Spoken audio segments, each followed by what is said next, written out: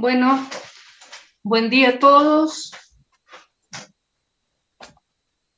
Buen día, profe. ¿Qué Buen día, tal? profe, ¿Cómo ¿cómo les le va? va? Bueno, la última clase vimos con ustedes flexión y choque, ¿puede ser? Sí, profe. Sí, profe. Fantástico. Bueno, hoy vamos a ver entonces el último tema para el parcial, que entra en el parcial, ¿sí? Que es tenacidad de la fractura. ¿Está? Y nos va a quedar entonces termofluencia y fatiga para el segundo parcial. ¿Está? ¿Está claro? Perfecto. O sea que hoy lo que vamos a hacer es ver este tema, este único tema, cualquier duda, bueno, las podemos, cualquier duda que tengan de ejercicios anteriores, de temas anteriores, los podemos revisar, porque vamos a ver únicamente este tema. Como el parcial es este sábado no, sino el otro, el sábado 12, el viernes 11 les voy a dar una clase de consulta, ¿sí? Siempre antes del parcial, una clase de consulta. Así que si esto lo quieren anotar o si no, lo ponemos acá en el chat, si les parece. Perfecto, profe. ¿A qué hora sería más o menos? Ahí va, el viernes 11 del 6, ¿sí? A las 17 horas, si, yo creo que a esa hora pueden. Por mí sí, profe. Bueno, entonces vamos a poner a las 17 horas clase de consulta para parcial. ¿Está bien?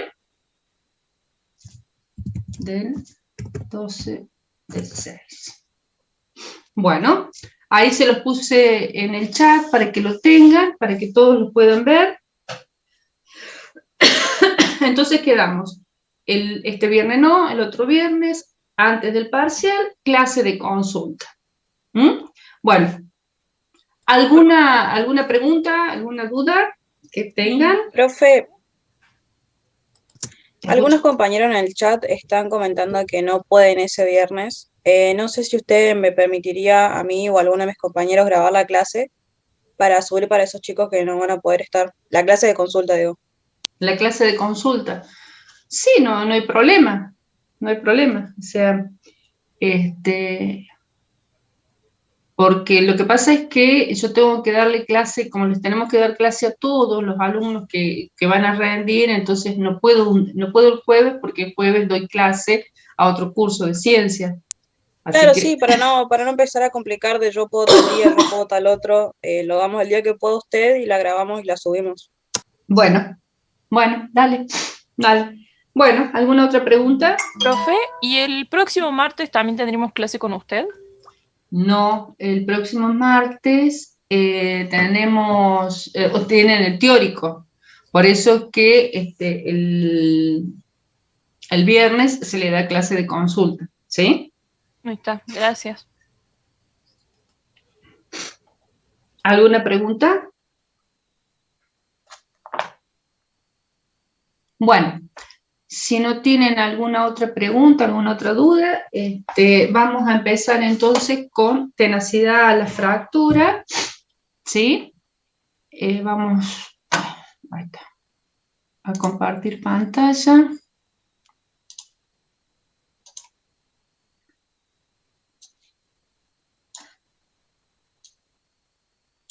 Bueno,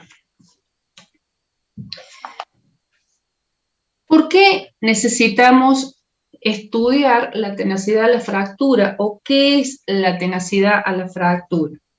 Bueno, la tenacidad a la fractura estudia el comportamiento de un material cuando este material tiene pequeños defectos, ¿sí? O tiene pequeñas fisuras. En realidad, en la realidad, todos los materiales tienen defectos. Cuando elaboramos un material, siempre se considera que tiene un pequeño defecto. Por eso es importante estudiar al material que tiene comportamiento, que va a tener un comportamiento de tenacidad a la fractura. Necesitamos conocer cuál va a ser ese defecto o cuál va a ser la tensión que vamos a necesitar aplicar mediante este defecto. ¿Cómo es el ensayo? En realidad el ensayo es una probeta, a ver si la tengo acá, no tengo ese dibujo.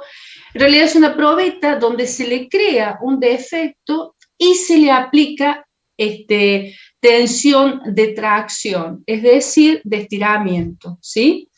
¿Qué es lo que va a suceder? Y si el material tiene un defecto, ¿qué es lo que va a producir este defecto? Este defecto, cuando estemos produciendo esa tracción, lo que va a pasar es que se va a ir abriendo, ¿sí? Hasta llegar, si nosotros aplicamos la tensión o la fuerza necesaria, hasta llegar a la rotura del material, ¿sí? Entonces, lo que se trata de conocer es cuál va a ser la tenacidad que va a tener ese material a la fractura, ¿sí? Por lo tanto, podemos definir entonces la tenacidad a la fractura, que mide la capacidad que tiene el material de resistir una carga aplicada, ¿sí? Siempre este material va a contener un defecto, ¿sí? Entonces, estudia el comportamiento de los materiales que presentan fisuras u otros pequeños defectos.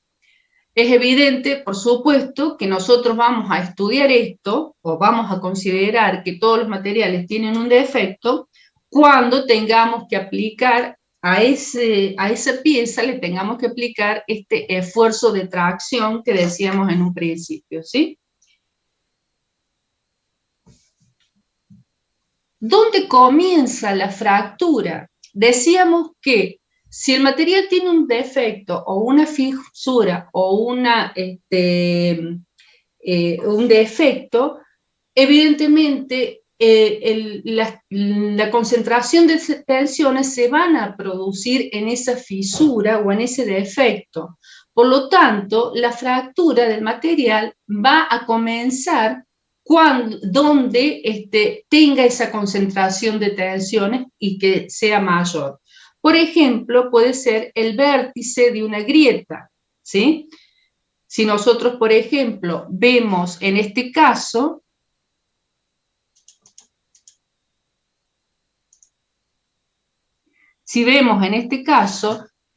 suponemos que en esta pieza tiene una grieta, ¿sí?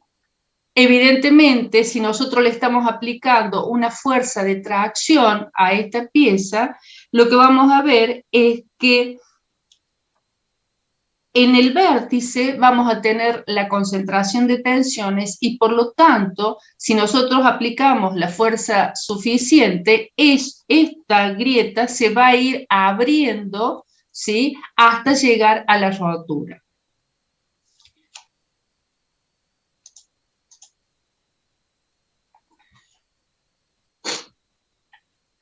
Profe, una pregunta. Sí, te escucho.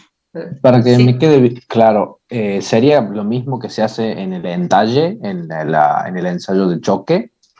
Se crea esa grieta, digamos, la hacemos Claro, nosotros. cuando vos haces este ensayo, le generás esa fisura, ¿sí? ¿Por qué? Porque estás simulando, estás asegurándote o simulando cómo va a tensionarse y cómo los resultados que vas a obtener de acuerdo al ensayo por medio de esa fisura. En el caso de choque hacíamos lo mismo, exactamente. Sí, sí, sí. Claro, la diferencia es que en vez de un impacto es una extensión. Claro, acordate que cuando aplicábamos choque era una carga dinámica, ¿sí? Y era un golpe lo que le aplicábamos a la pieza. En este caso es una tracción ¿sí? Es una fuerza de tracción lo que estamos aplicándole a la pieza, que lo que estamos haciendo es una carga estática o cuasi estática, que lo que estamos haciendo es, cuando aplicamos esta fuerza de tracción, provocando que esa grieta se vaya abriendo, ¿sí? ¿Hasta cuándo se va a abrir? Y hasta que se rompa, hasta que esa grieta, ¿sí?, sea lo suficientemente grande que provoque el colapso de la pieza, y de esa forma poder determinar cuál es la resistencia máxima que puede tener a la rotura. ¿Está? ¿Te queda claro? Perfecto, profe, gracias. Bien. Entonces, la intensidad del esfuerzo en el extremo de la grieta depende tanto de las tensiones aplicadas como de la longitud de la grieta. Y si nosotros nos ponemos a pensar en un material, y ese material tiene un defecto, tiene una grieta o tiene una burbuja, un defecto, ¿sí?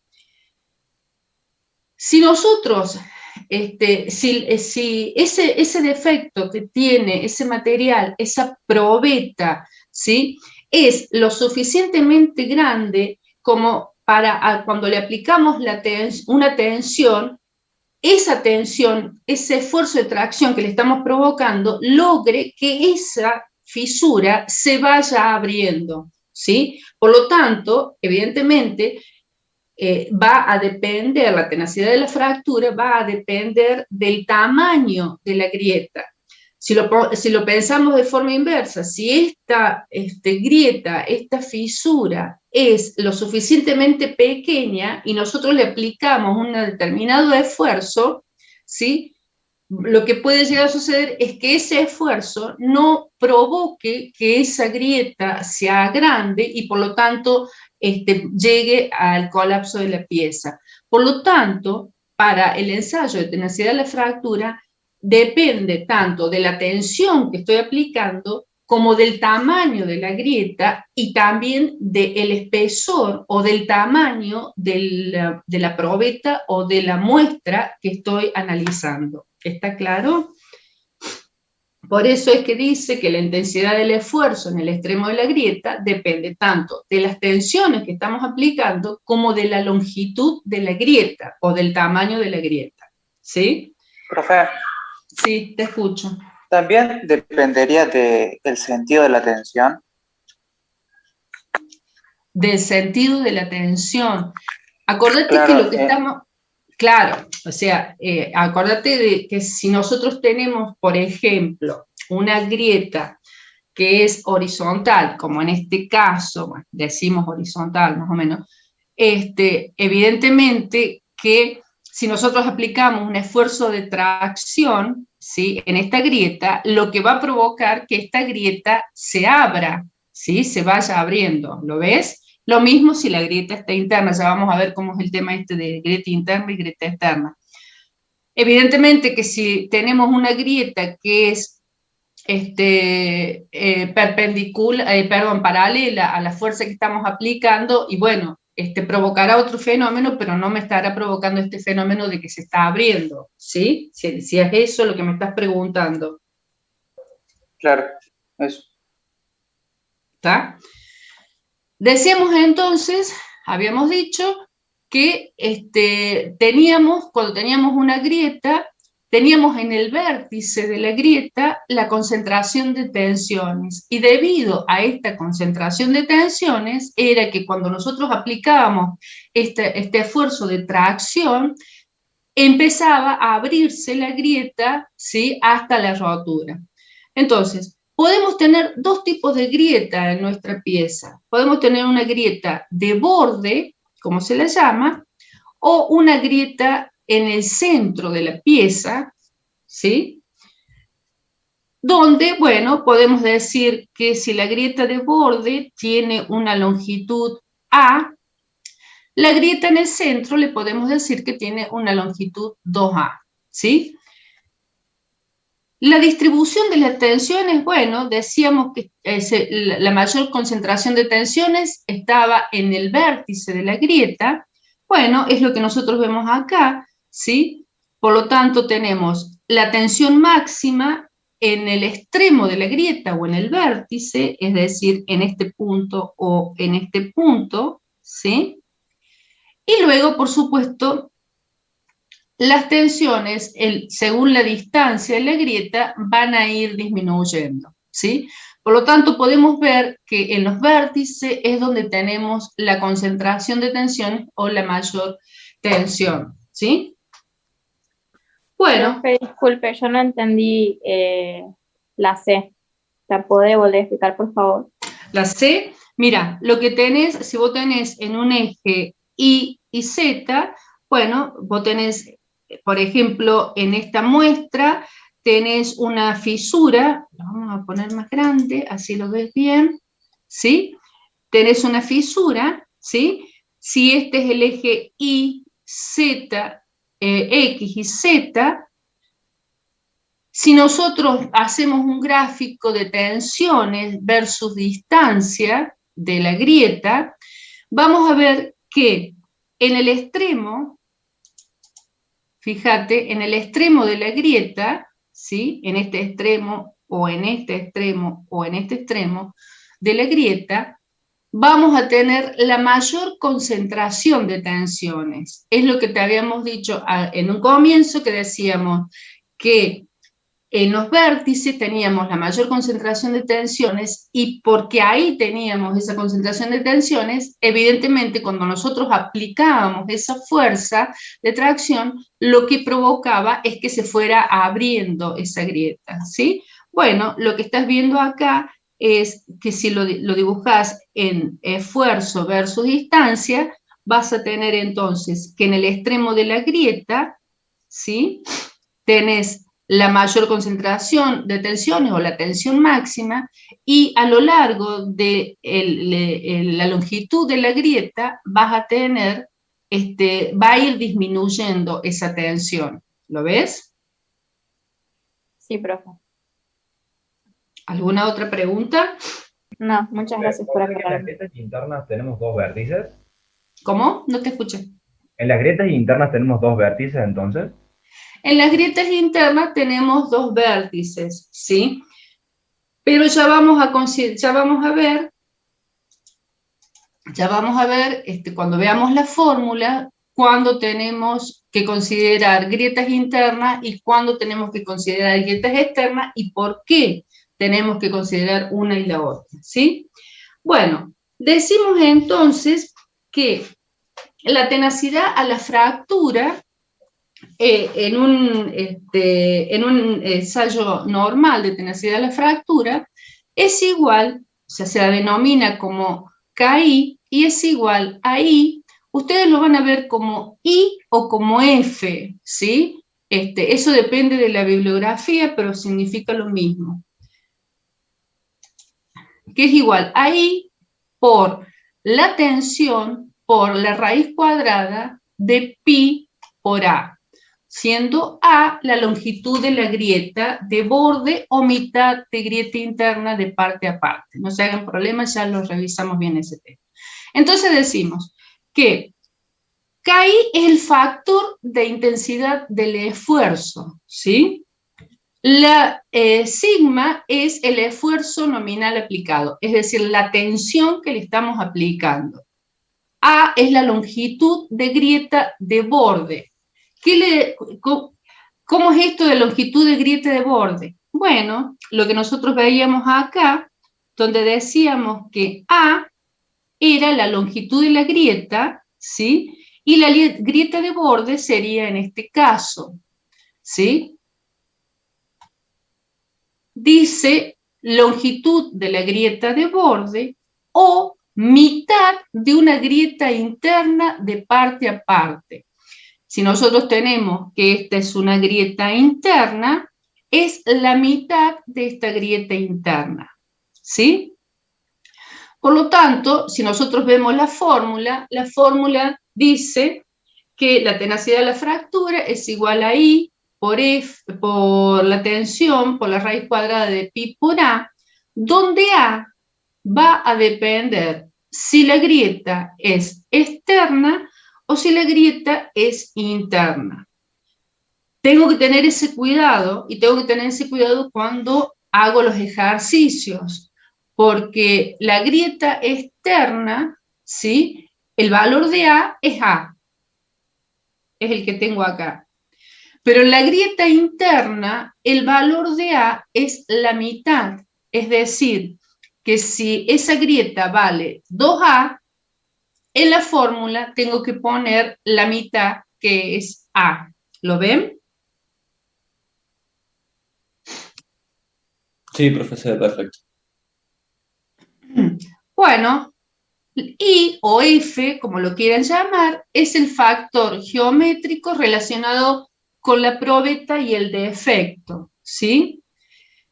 Si la probeta, si la muestra tiene un ancho considerado infinito, se considera que I es igual a 1, o I tiende a ser un valor 1. ¿Está claro?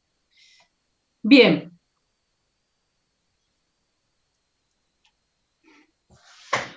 El factor crítico, el valor crítico del factor de la intensidad del esfuerzo que ocasiona el fallo en la chapa se le denomina K y C. Fíjense que acá decíamos que este valor de KI era un valor cualquiera, ¿sí? Para una tensión cualquiera que estábamos provocando en nuestra probeta o en la pieza.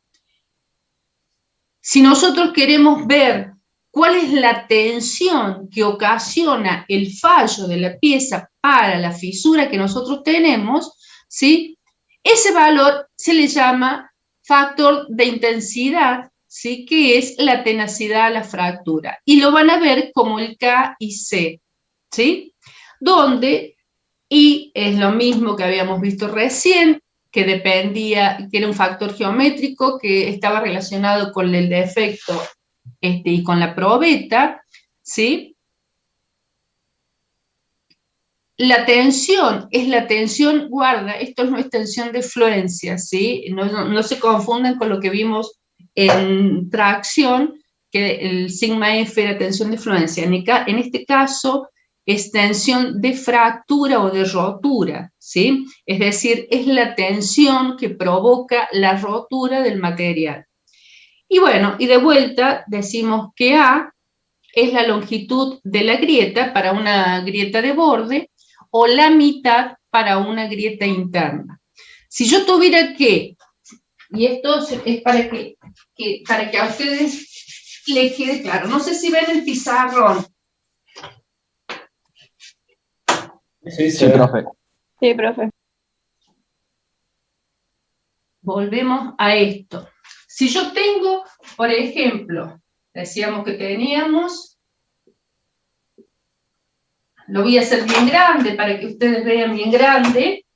Acuérdense que son grietas internas o grietas de Profe, una pieza. consulta. Sí. En la fórmula, la parte que estaba, o sea, la parte de la raíz, ¿estaba elevada a sigma o estaba multiplicando?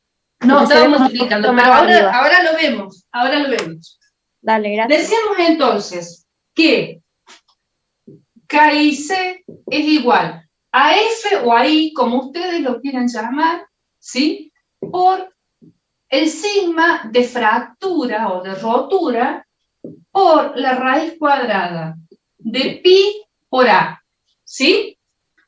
Ahora, lo que tenemos que tener claro es qué A colocamos cuando utilizamos la fórmula.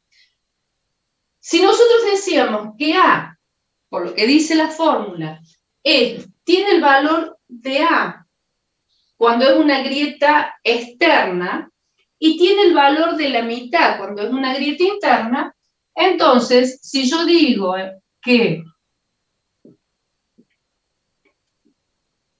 y hago hincapié en esto porque siempre tienen problemas con esto, si yo voy a utilizar esta fórmula, que es la fórmula general que ustedes están viendo, ¿sí? Evidentemente, tengo que llamar 2A a la grieta interna. ¿Está? Bien. Pero, y por eso entonces, si yo utilizo, en este caso, digo, en la grieta externa, digo que la fórmula es K y C por I por el sigma por pi por A. Ahora, si lo hago con la grieta interna, digo entonces que K y C por I por la tensión por pi y por A. Pero ¿cómo es? La grieta vale 2A. La grieta vale 2A. Pero como me dice que es la mitad de una grieta interna, por lo tanto, lo que tengo que hacer es dividir en 2, porque es la mitad, y simplifico 2 y me queda A. ¿Lo ven? Por eso es que yo veo que en el dibujo le ponen a la grieta interna 2A, porque de esa forma me queda igual que la fórmula general. Pero yo tengo que entender que en realidad lo que hice fue poner el valor de la grieta, que el valor de la grieta era 2A, y como me dice que es la mitad, entonces lo divido por 2 y me queda esa fórmula. ¿Ven lo que les quiero decir? Ahora, si suponiendo que yo hubiera puesto, en vez del valor de la grieta que fuera 2A, hubiera puesto que la grieta, el valor de la grieta es A, ¿sí? ¿Cómo me queda la fórmula? La fórmula me cambia y me queda que es el valor de la grieta interna dividido 2. ¿Lo ven? Sí, sí. Sí, profe. Por lo tanto, tengo que tener el cuidado de ver si la grieta es interna o es una grieta externa, ¿sí? Si es una grieta interna, que es cuando mayor problema tienen, es el valor de la grieta dividido 2. Y sale de lo que le mostramos recién. ¿Está claro? Sí, profe, quedó claro. Bien. ¿Por qué se toma la mitad del valor de la grieta? Sería la pregunta. ¿Por qué no tomamos todo el valor de la grieta? Bueno, porque si decimos que la concentración de tensiones es en el vértice, si nosotros estiramos esta grieta interna, la estiramos, se va a empezar a abrir, ¿sí?, desde el vértice. Por lo tanto, no importa, y fíjense que a medida que nos vamos, nos dirigimos hacia la longitud de la grieta, vemos que disminuye la tensión. Por lo tanto, lo que se va a empezar a abrir es en el vértice, ¿sí? Hasta, por supuesto, si estamos aplicando una fuerza hasta la rotura. Por eso es que lo que me interesa es, en una grieta interna, me interesa la mitad de la longitud, no toda la longitud, porque la mitad de la longitud es exactamente, se va a abrir de la misma forma como si fuera una grieta externa. ¿Lo ven a eso?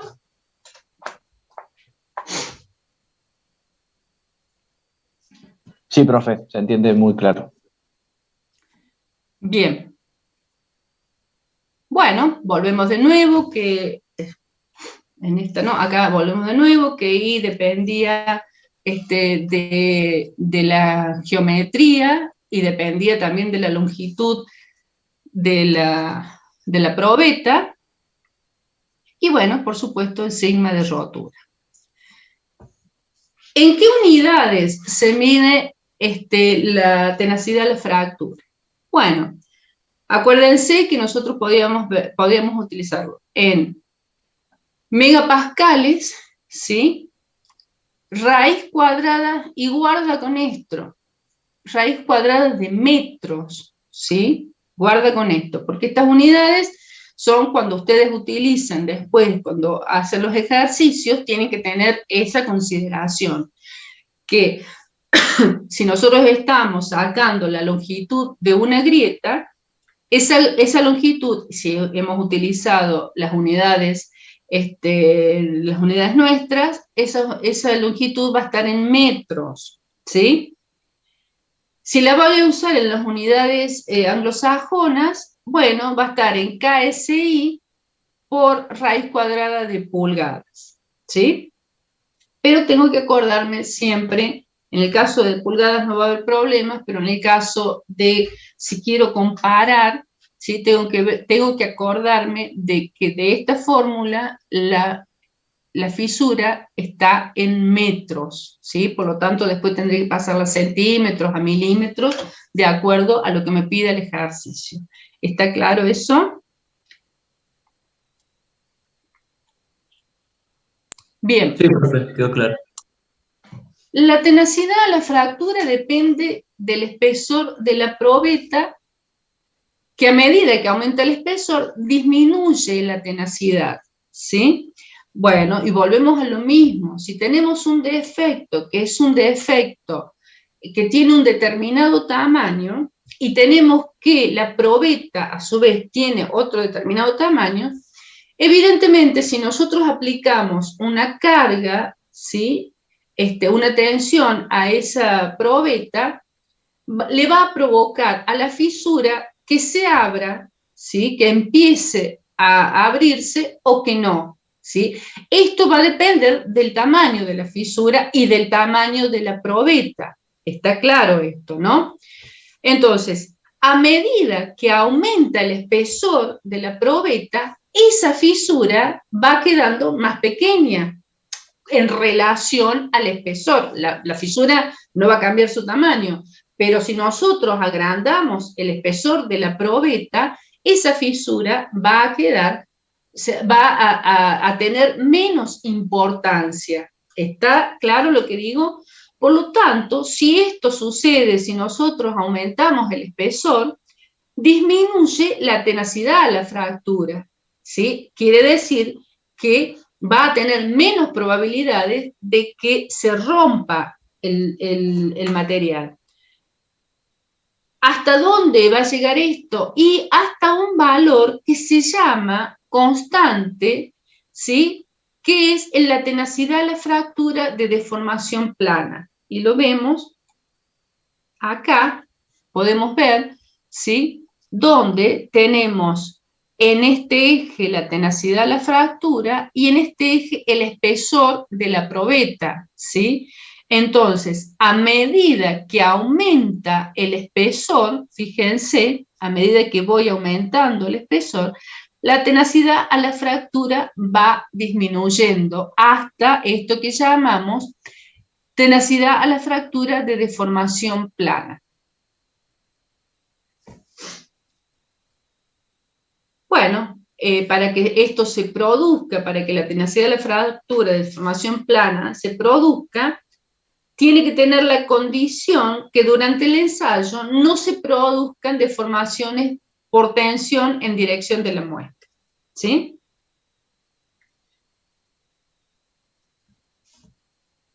¿Cómo calculamos el espesor de la muestra para que se provoque esta tenacidad de la fractura de deformación plana?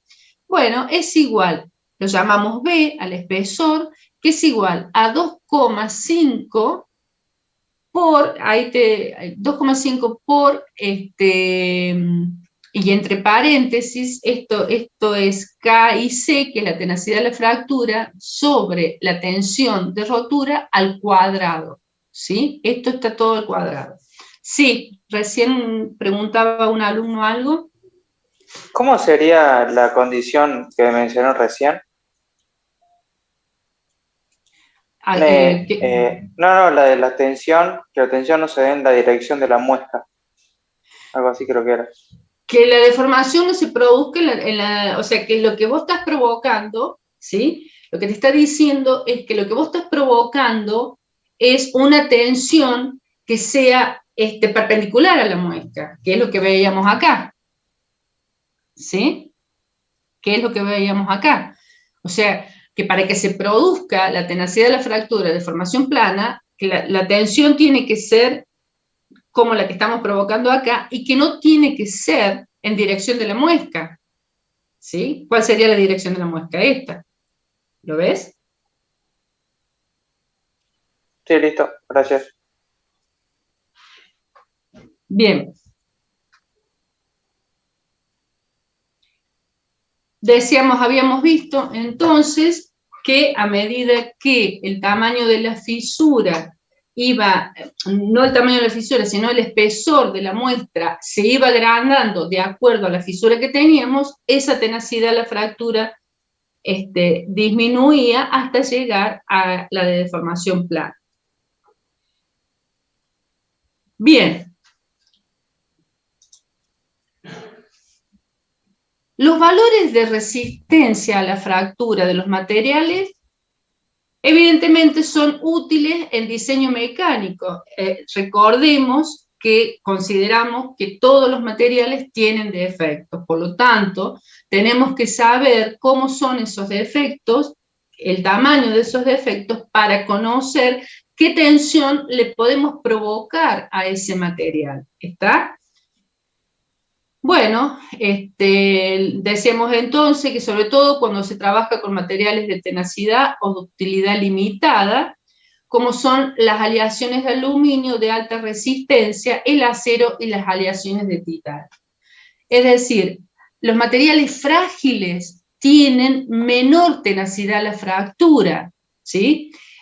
En cambio, los materiales dúctiles, los materiales más dúctiles, van a tener una mejor distribución. Veíamos que la concentración de tensiones se producía en el vértice. Bueno, en el caso de los materiales frágiles, lo que provocaba era, o sea, tienen menor tenacidad de la fractura, por lo tanto, colapsan mucho más rápido que los materiales dúctiles, donde esa tensión tiene una mejor, se va a ir distribuyendo mejor esa tensión y por lo tanto va a tener mejor comportamiento la tenacidad de la fractura. ¿Está claro? Por eso es que dice que la ductilidad, habla de la ductilidad del material, ¿viste? Son materiales de alta resistencia, es decir, materiales más frágiles, va a tener un comportamiento en tenacidad de la fractura mucho menor que los materiales dúctiles. Bueno, los siguientes de tabla contienen los valores de tenacidad de la fractura. Esto es para que entendamos que ya se hacen tablas donde uno puede conocer la tenacidad de la fractura de los materiales, ¿sí? Los materiales que muestran una pequeña deformación plástica antes de fracturarse tienen relativamente, bueno, es lo que les decía recién, bajos valores de tenacidad de fracturas porque son más frágiles, mientras aquellos que presentan valores elevados son materiales más dúctiles. Los valores de resistencia a la fractura pueden utilizarse en diseño mecánico para predecir el tamaño de fisura permitido. ¿Qué sucede con esto? Es muy importante. ¿Por qué? Porque nosotros podemos conocer el tamaño de la fisura, ¿sí? Conociendo el tamaño de la fisura, podemos determinar hasta qué tensión le podemos aplicar a ese material. Y esto nos dice que si nosotros necesitamos utilizar una pieza con una determinada tensión y que las fisuras que tienen, o los defectos que tiene este material, no va a soportar esa tensión porque va a terminar en el colapso, entonces, bueno, tendremos que jugar con otros materiales, ¿sí? Si no podemos jugar con la tensión, tendremos que jugar con otros materiales que tengan otras fisuras para poder utilizarlos, ¿sí? Por eso es muy importante predecir cuál es el tamaño de esta fisura. Bueno, siempre suele aplicarse un factor de seguridad para mayor confianza. Bueno, esto ya lo vamos a ver en los ejercicios. En la ingeniería siempre se aplica un factor de seguridad, ¿sí?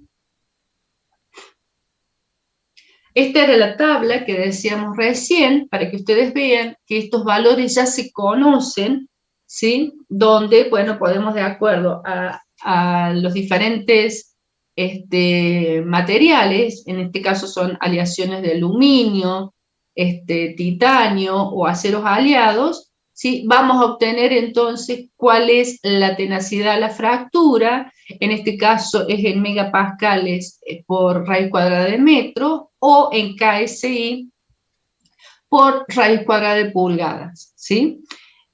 Y lo que vamos a tener, la tensión acá, vamos a tener la tensión de fluencia para esos materiales.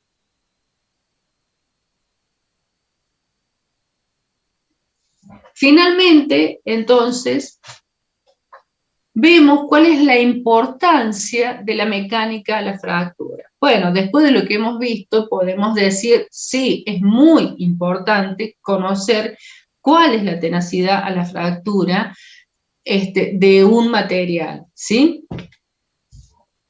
Decimos que la mecánica de la fractura permite diseñar y seleccionar materiales y al mismo tiempo tomar en consideración la inevitable presencia de defectos, ¿sí? Habíamos dicho que los materiales, se lo considera que todos los materiales tienen defectos, ¿sí? Y por lo tanto, si nosotros conocemos el comportamiento de este material con sus defectos, vamos a poder seleccionar el material más apropiado, ¿sí? Para poder diseñarlo para las tensiones que nosotros necesitamos que trabaje esta pieza.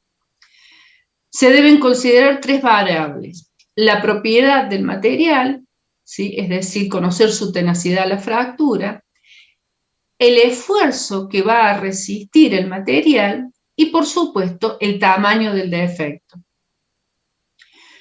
Bueno, si se conocen estas variables, se puede determinar la tercera, ¿sí? Conociendo estas variables, nosotros podemos determinar la tercera variable, que sería el defecto.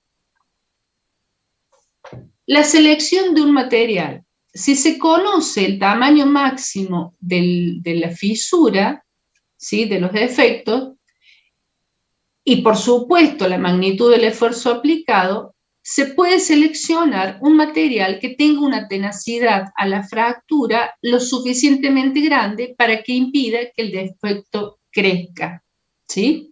Que es lo que decíamos recién. Si nosotros llegamos a conocer cuál es la fisura que tiene nuestro material y sabemos cuál va a ser la magnitud del esfuerzo que le vamos a aplicar, bueno, vamos a poder seleccionar un material que soporte este esfuerzo con esa fisura, ¿sí? Diseño de un componente. Si se conoce el material máximo de los defectos y se ha seleccionado el material, se puede, es decir, se ha seleccionado la tenacidad de la fractura, se puede calcular el esfuerzo máximo que se logra resistir el componente. A partir de ahí es posible diseñar el tamaño apropiado de la pieza para asegurarse de que no se excede ese esfuerzo máximo, ¿sí? Bueno, esto si se conocen dos variables como el defecto del material y la tenacidad de la fractura del material, se puede sacar el esfuerzo máximo que va a soportar ese material. Por lo tanto, se puede aplicar, ¿sí? Se puede diseñar el tamaño de la pieza, ¿sí? Y volvemos de nuevo a lo mismo. Si tenemos que esa pieza, que ese material tiene un determinado defecto y por lo tanto resiste una tenacidad a la fractura, bueno, podemos alterar esto, ¿sí? Diseñando la pieza que sea más grande o más pequeña, o poniéndole un límite para que soporte las tensiones que tiene que soportar.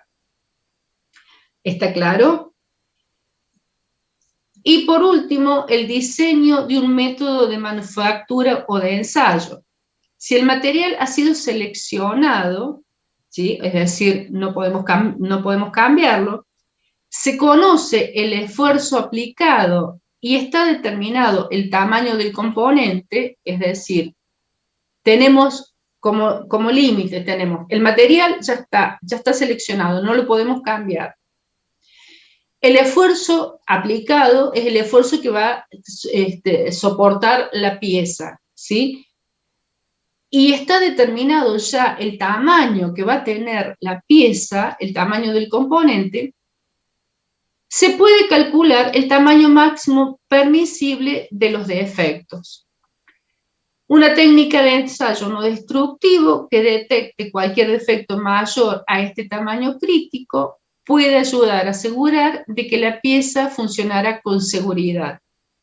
Además, al seleccionar el proceso de manufactura correcto, se puede lograr que los defectos resulten más pequeños que este tamaño crítico. Acá tenemos dos cosas. Por un lado, si nosotros tenemos el material, tenemos el esfuerzo aplicado y tenemos el tamaño, ¿sí?, de la pieza, ¿qué es lo que podemos hacer? Y bueno, hay un sistema de ensayos no destructivos donde vamos a ir controlando el tamaño de las fisuras, ¿sí? De esta forma, nosotros podemos determinar, si nosotros le vamos a aplicar una determinada tensión y decimos que el tamaño de la fisura que tenemos es de determinada longitud, podemos decir, se le puede aplicar tensión a esa fisura hasta determinado tamaño, ¿sí? Y eso lo podemos ir comprobando con ensayos no destructivos, ¿sí? Podemos ir verificando si esa fisura se va agrandando de acuerdo a la tensión que le estamos aplicando con ensayos no destructivos. Y por otro lado, decimos, al seleccionar el proceso de manufactura correcto, se puede lograr que los defectos resulten más pequeños que este tamaño crítico.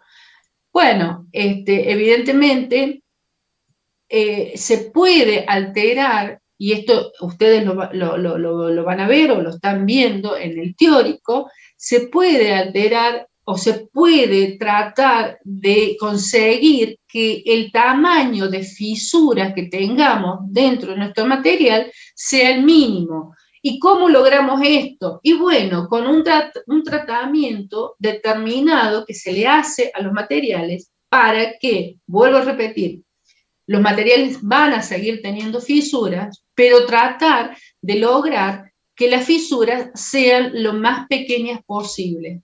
¿Y cómo logramos esto? Y bueno, por ejemplo, si tenemos que hacer templabilidad de un material, por ejemplo, un acero, bueno, la templabilidad que le vamos a aplicar va a ser con un medio de temple. Un medio de temple puede ser, por ejemplo, agua, o puede ser aceite, o puede ser sal, ¿sí? Pueden ser sales. De acuerdo al medio de temple que yo vaya a elegir, ¿sí?, va a ser más perjudicial o menos perjudicial. Y entonces esto es lo que es uno de los ítems que me puede hacer que esas fisuras tengan diferentes tamaños o sean más pequeñas. No que no se vayan a producir, porque siempre se producen, pero puedo lograr que a lo mejor esa fisura sea más pequeña y por lo tanto, al ser más pequeña, consiga esto que sea, que soporte las tensiones a las cuales va a estar sometida. ¿Está claro? Bueno, esto lo puedo hacer, por supuesto, si elegí el material, entonces puedo decir, bueno, a este material le voy a hacer un proceso de manufactura de tal forma para que las fisuras sean más pequeñas. ¿Está claro esto? Profe, ¿eso es lo que se le hace a los vidrios templados de los teléfonos, por ejemplo, o estoy equivocada? A los vidrios, ay no, me mataste, a los vidrios templados de los teléfonos. Claro, el que se pone arriba de la pantalla sí, para que... Sí. Supongo que se le hará eso, ¿no? Para que soporte lo máximo pero posible. Mira, pero lo que pasa es que no sé cuál es el tratamiento que se le hace al vidrio templado que se usa en los teléfonos. Acá lo que estamos hablando de materiales, como por ejemplo los metálicos, donde tienen que soportar cargas de tracción. Me parece que en los teléfonos no soportan ese tipo de carga. A lo mejor lo que soportan, no sé si no estoy equivocada, es más que nada son de impacto, ¿sí? Son golpes, me parece, los vidrios templados. Sí, tiene razón, es verdad. Entonces, probablemente, a lo mejor, se les haga ensayos de impacto, ¿sí? Que es lo que vimos en la clase pasada, y tenga un tratamiento especial para que resista el impacto y no rompa la pantalla, ¿sí? Pero me parece que es por ese lado ese tipo de material templado. En este caso, no, en este caso, y esto se puede, vuelvo a repetirles, que uno trate de conseguir que los defectos en el material sean más pequeños. Sí se puede conseguir. Evidentemente, uno tiene que conocer la metalurgia de estos materiales y cómo, cuál es el tratamiento, ¿sí?, que tiene que hacerle estos materiales para que tengan la menor cantidad de defectos y los defectos sean más pequeños, ¿sí? Pero esto sí se puede conseguir. Bien. ¿Alguna otra pregunta? Esto sí sería, profe, lo que se hace con los alambres para alambrar, qué sé yo, campos, o los alambres que vienen en rollo. El templado depende, por ejemplo, de la marca. Hay ciertos alambres que vos podés estirarlos más o menos, y es justamente esto. Porque vienen los valores. Claro, no sabría decirte en el caso de los alambres, que me decís, ¿para qué se usan los alambres? No te escuché. No, pensando en cuando hay que, por ejemplo, alambrar un campo o hacer un alambrado que uno tiene que tensarlo para que quede tenso. Bueno, hay un punto que incluso con la mano se corta, o lo tensionas hasta un punto y se puede cortar. Y depende de la marca, algunos resisten más tensión y otros menos, y es justamente por esto, por los tratamientos que puedan tener. No, sí, está claro. Está claro que cuando vos trabajas con un material, y ese material, como vos estás diciendo, en este caso va a sufrir tensiones que son de tracción, porque si vos me estás diciendo que para alambrar, lo que estás haciendo es traccionando el alambre para que quede con una determinada tensión. Eso es lo que me estás diciendo. Evidentemente vas a encontrar vas a encontrar materiales que van a tener un tratamiento que soporten más tensiones que otros, además de su composición química también, ¿no? Porque también va a depender de la composición. ¿Cómo? Del tipo de acero. Claro, del tipo de acero, de la composición química del acero, es decir, si va a ser un acero que va a tener mayor porcentaje de carbono o mejor porcentaje o menos porcentaje de carbono, por lo tanto, si tiene menos porcentaje va a ser un acero más dúctil a que si tiene más porcentaje. Lo que no sé decirte es que si los alambres tienen un tratamiento térmico. Me parece que no tienen un tratamiento térmico, porque vos lo que necesitas del alambre, por lo que me estás diciendo, es que tengan ductilidad para soportar una determinada tensión. Por supuesto, además, una determinada resistencia, ¿no? Y cuando vos le haces le provocas un tratamiento térmico, lo que estás haciendo es dándole mayor resistencia, mayor dureza, pero también le quitas ductilidad. Pero no sabría decirte si los alambres tienen o no. La verdad que nunca vi si tienen o no. Por lo que sé, sí tienen un cierto valor, porque por ejemplo si usa un alambre como rienda, si está soportando, no sé, una vela o una media sombra, con el viento no necesitamos que el alambre se estire. Entonces tiene que tener una relación resistencia o ductilidad, dureza, que depende para qué se use, pero Sí. sí sé que cuando digamos, el rollo se enrolla en caliente, entonces conserva la forma. No sé si alguna vez se le escapó un alambre o algo de la mano, como que se vuelve siempre a la misma forma original. Sí, sí, sí, sí, sí, sí, sí, Ese debe ser el proceso. Era por curiosidad nada más. sí, sí, sí, sí, no, sinceramente te digo, no sé si qué tratamiento térmico, si tienen tratamiento térmico, no sabría contestártelo en este momento, y qué tratamiento tienen, ¿sí? ¿A qué nivel tiene el tratamiento térmico? Pero sí, es evidentemente que se necesita que tengan la resistencia necesaria, aparte para soportar, imagínate que si estás alambrando un campo para soportar las diferencias climáticas y demás, y las tensiones de los vientos, y bueno, en el caso de nieve y demás, sí, supongo que debe tener una dureza, que se requiere, ¿sí? No sabría decirte cuál es. Sí, profe, está bien, gracias. Bien, ¿alguna otra pregunta? Bueno, si no hay ninguna pregunta, y no queda ninguna duda sobre lo que hemos visto, si quieren podemos hacer un pequeño recreo y después vemos los ejercicios, ¿sí? Que también les puede llegar a servir el recreo para que si alguna otra pregunta que les haya quedado sobre los otros temas que hayamos visto, y así también primero hacemos los ejercicios y después las preguntas que ustedes quieran hacerme sobre otros temas que podemos ir aclarando. ¿Les parece? Bueno, profe. Bien. ¿Les parece que a las 11:50 nos estemos encontrando? Bueno, profe.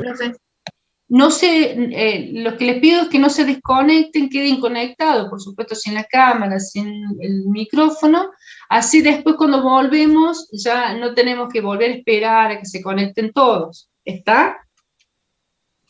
Perfecto, no hay ningún drama, profe. Profe, Bueno, sí, te escucho. el valor I de la fórmula del cálculo, o F que usted dijo, ¿eso es siempre un dato que está dado? Siempre es un dato, porque como eso depende de la geometría de la pieza y depende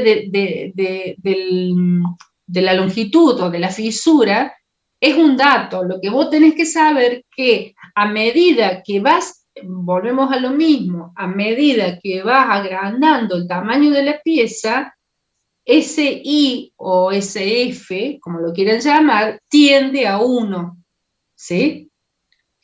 Pero es un dato, es un dato. Y si no te lo da, por ejemplo, puede haber un ejercicio de que por ahí no te lo da, bueno, lo consideras como 1, como que tiene un valor 1, ¿sí? Si no te lo llega, si es un dato que no te lo llega a dar. Buenísimo, gracias. Nos vemos más tarde, profe. Bueno, nos vemos en un ratito entonces.